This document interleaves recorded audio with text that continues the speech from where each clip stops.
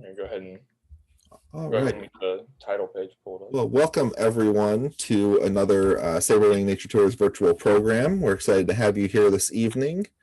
Uh, Tonight we have one of our guides, Tyler Ficker, talking about Northwoods winter adventure.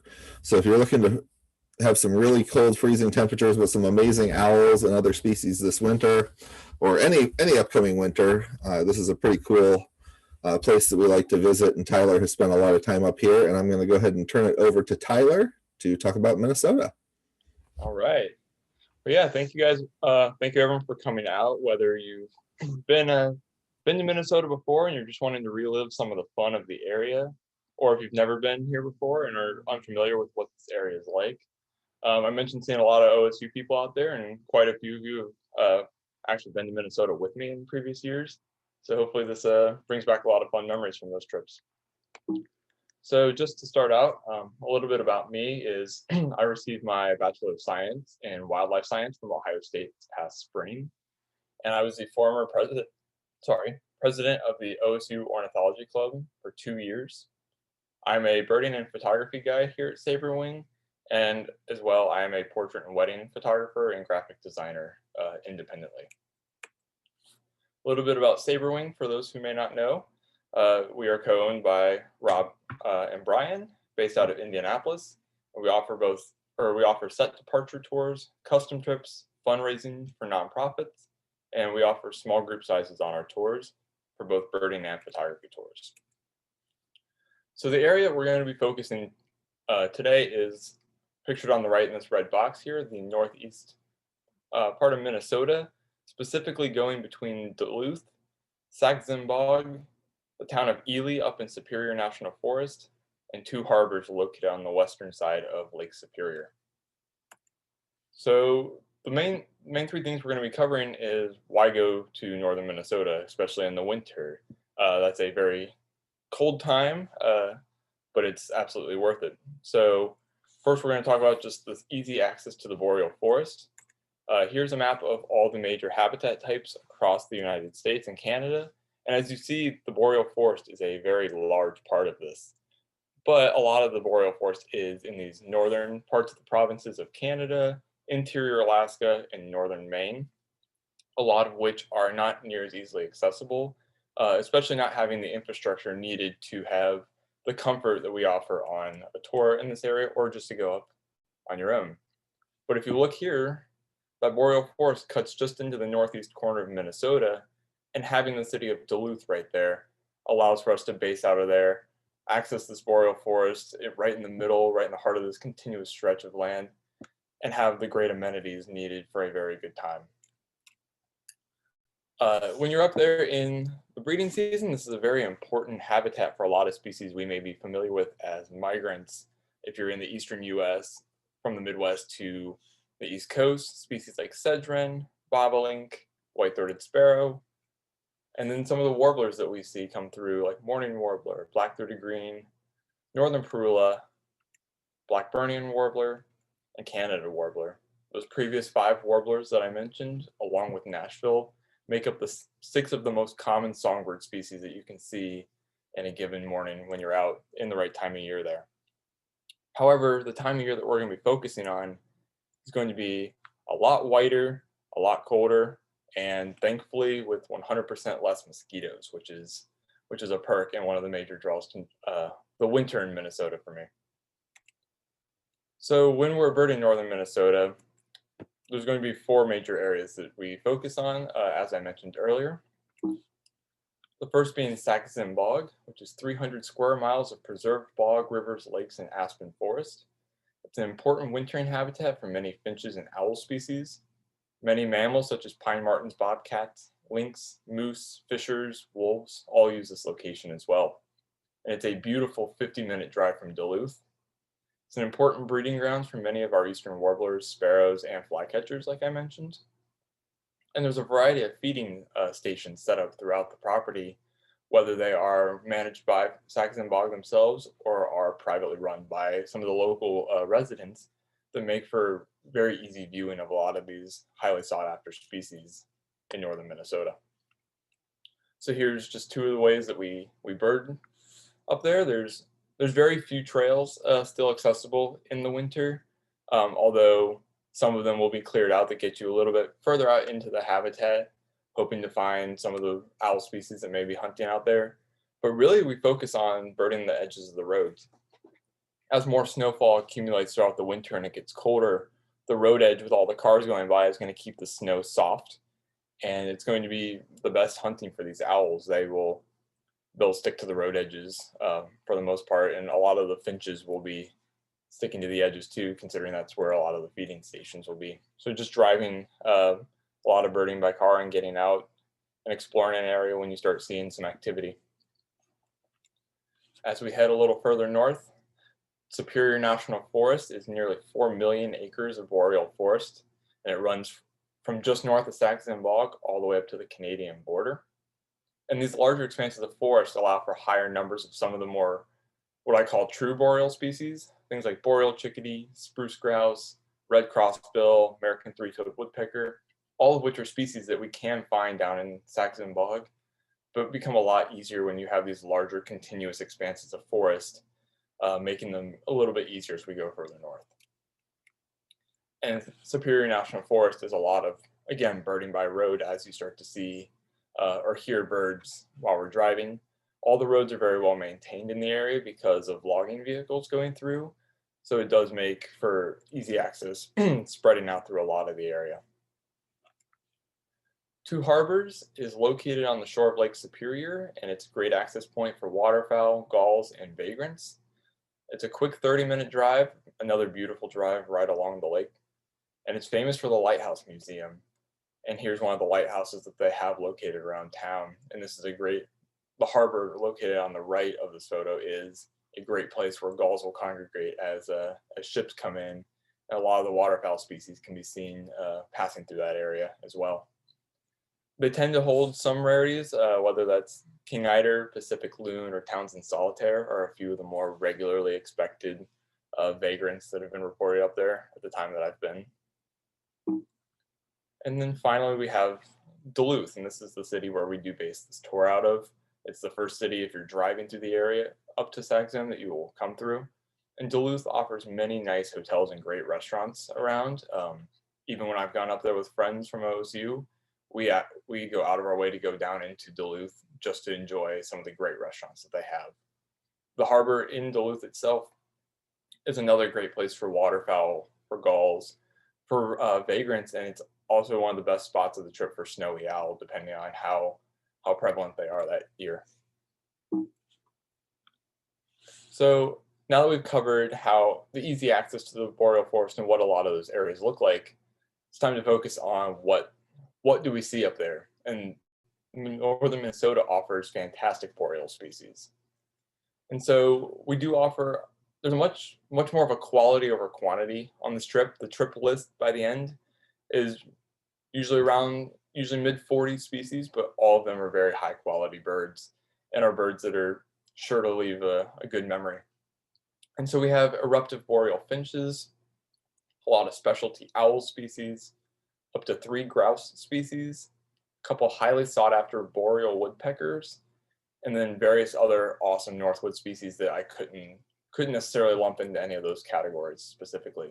So we'll run through each of those so we can learn the faces of the area.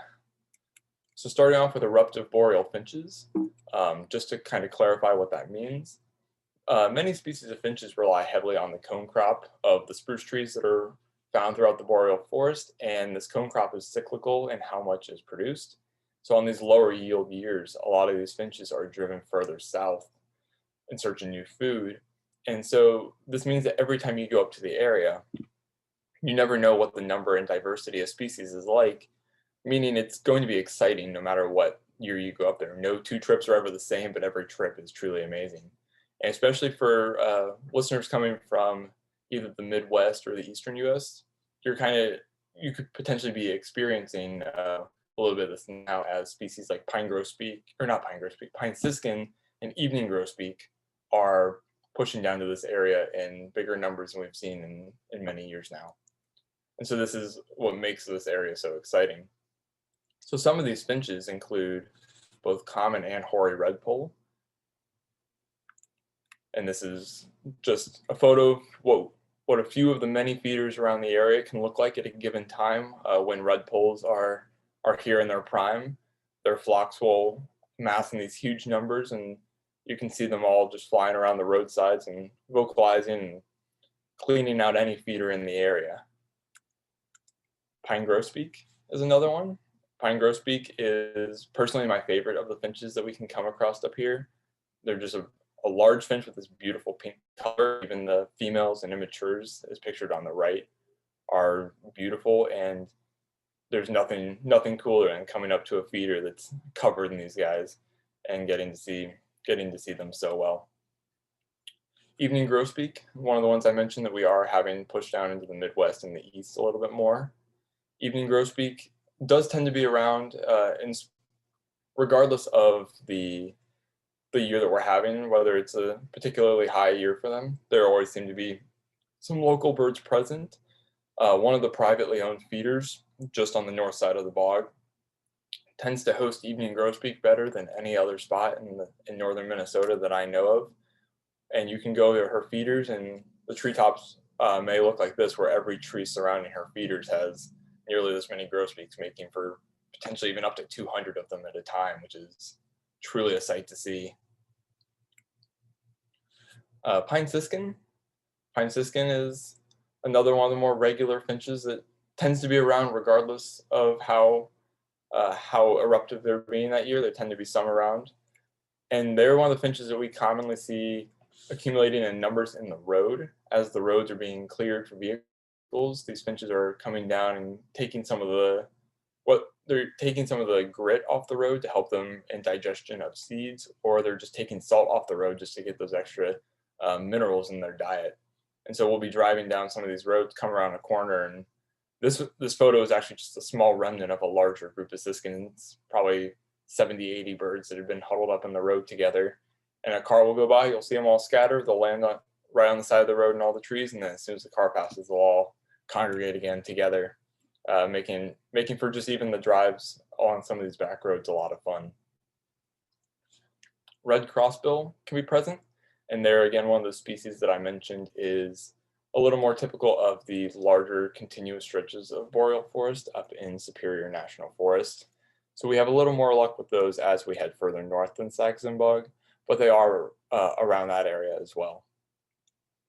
And we have white-winged crossbill, which is definitely a little more cyclical than the red crossbills are in a given year, but white-winged crossbills do really like some of the old logged roads of Saxon Bog, as well as some of the younger growth areas along Superior National Forest.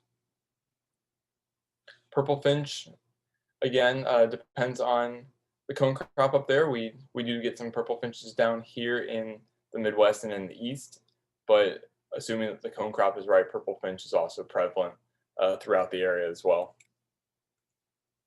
So some of the specialty owl species, and this is really the appeal of northern Minnesota and really what draws people into this area, and has actually made the area pretty famous, especially Saxon Bog, are species like northern hawk owl, which is the most diurnal of the hunters, and it's certainly one of the most fun birds, in my opinion, to watch up there. There tend to be a couple of them around in Saxon alone, and they are also prevalent throughout the boreal forest as we head further north as well.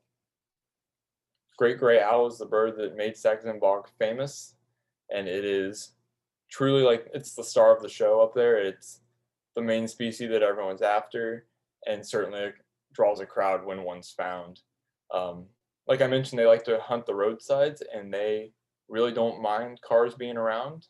Some years we've had them fly over the car. One year there was a group of birders all standing a very respectful distance from this bird as to not stress it out. Everyone was standing around their cars, and this particular bird in the photo was hearing a mouse under the snow right in front of us that none of us even noticed. The bird flew right up, landed 2 to 3 feet away from us, grabbed a mouse. It was sitting at my feet. It looked up to me holding its mouse, looked back down at the mouse, looked back up at me again, stared at me for just a few seconds. None of us moved. And then the bird just flew up to a perch right at eye level, nearly 20, 30 feet away, and just sat there and ate the mouse right in front of us. and that's something I will never forget, and has truly made Great Gray Owl like another one of my personal favorites, but also is one of everyone's favorites. Snowy owls are around, like I mentioned. They're a little more common as we get near the lakefront. Even Midwest and East Coast birders have seen that snowy owls do tend to like these coastal areas, and so Duluth, as well as just across the border into Superior, Wisconsin, can be a great area to look for those. They do make it up into some of the agricultural fields around Saxon Bog, but we definitely try for them a little more down near the cities. Saw-whet owl is also a real treat to find, roosting during the day while we're out birding. They like to be around Saxon Bog as well, some of those roadsides there. And even more special is their rarer, more elusive and larger counterpart, the Boreal owl.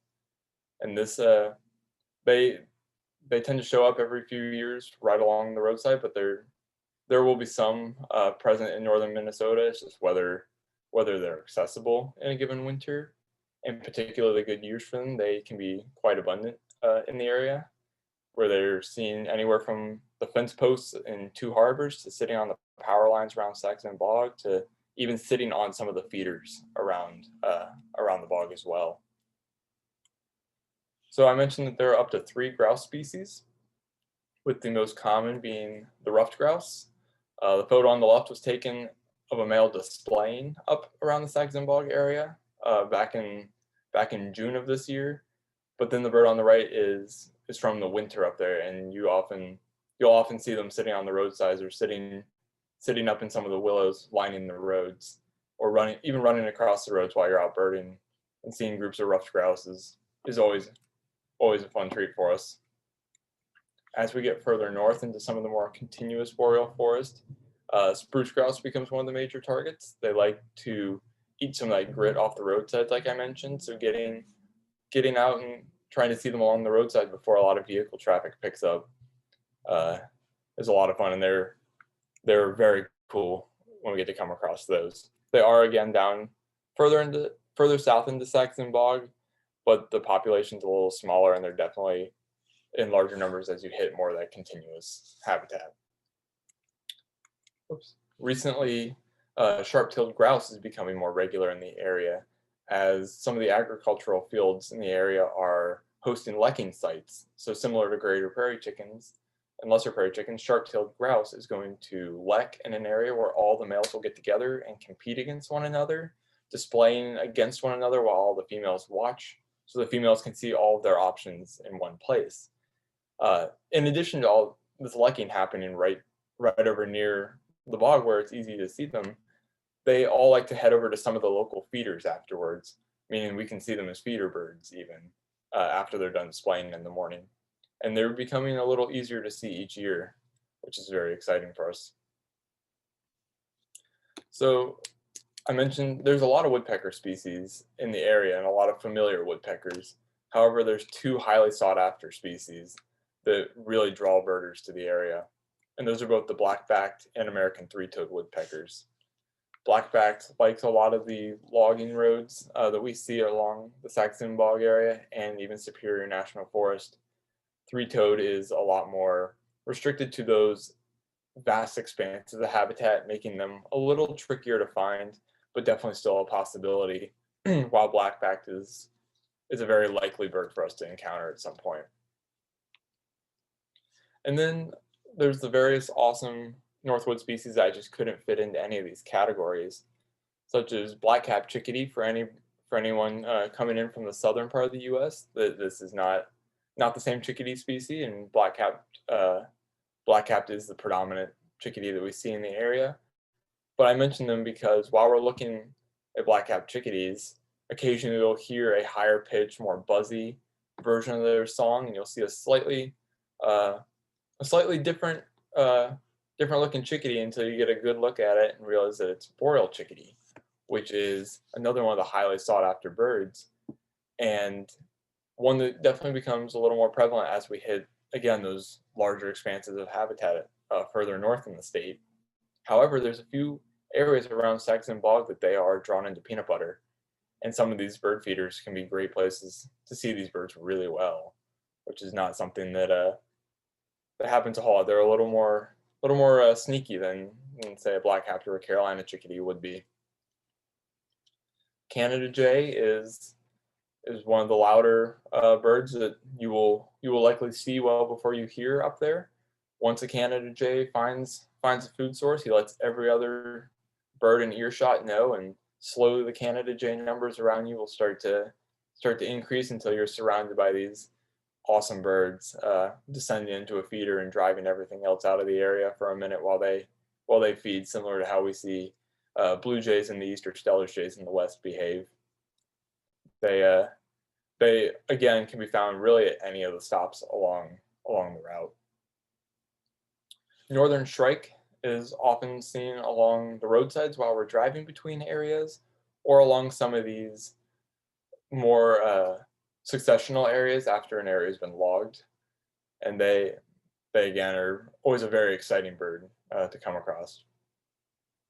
Black-billed magpie is becoming increasingly common in some of the agricultural fields around Saxon Bog. A particular property that has a bunch of land with cattle is a great place to look for these. They like to line the fence posts, waiting for any food scraps that the cattle aren't eating. Bohemian waxwing is another one of our eruptive species, although it's not one of the finches.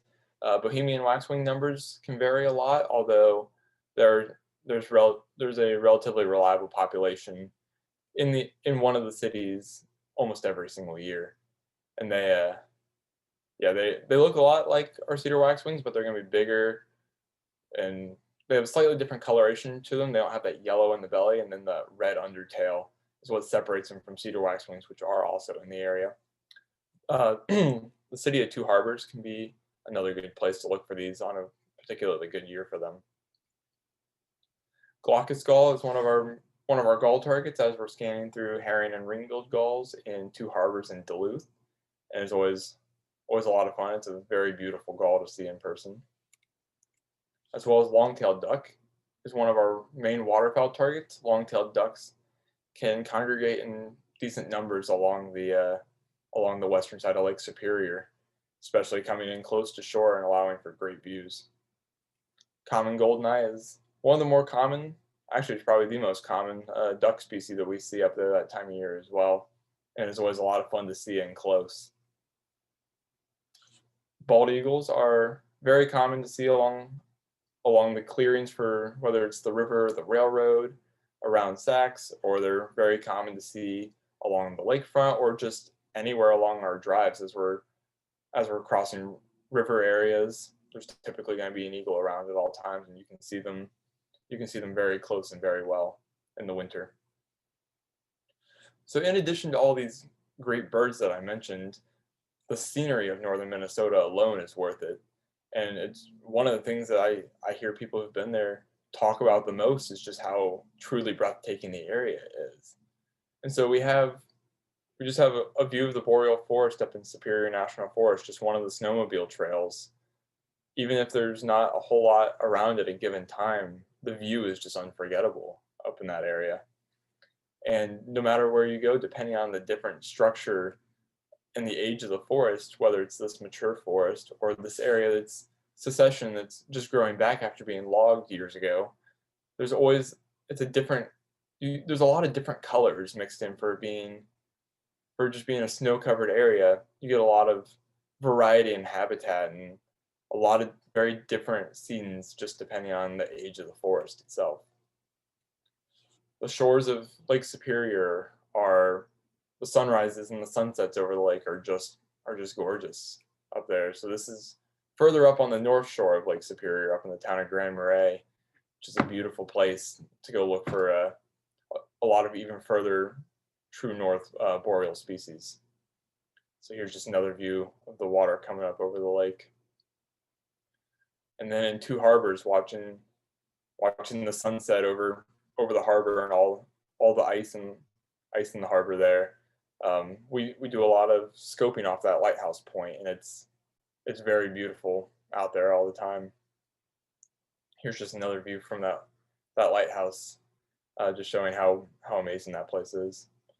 And we're not just limited to these great scenes during the day. When we're further north up into the boreal forest, you have great views of stars in the Milky Way, and it's really just an unforgettable sight. And oftentimes, for people I've been there with, it's the first time that they've been able to see the Milky Way, in its full glory like that. And it's truly an unforgettable time just for the scenery alone.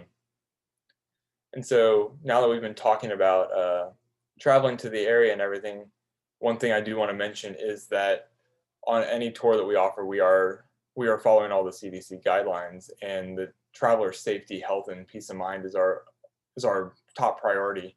So we do have a new book with confidence policy where full refunds are given for any trip canceled due to the current situation with COVID-19, whether we cancel the tour in its completion or you choose to cancel personally due to COVID-related reasons.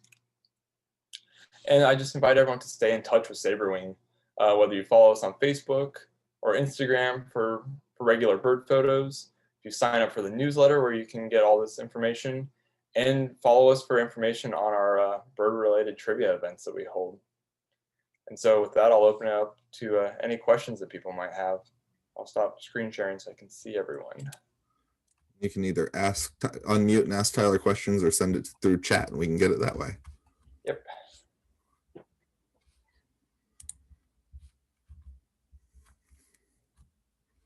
Yeah, and thank you again, everyone, for coming out. You have any questions, anyone?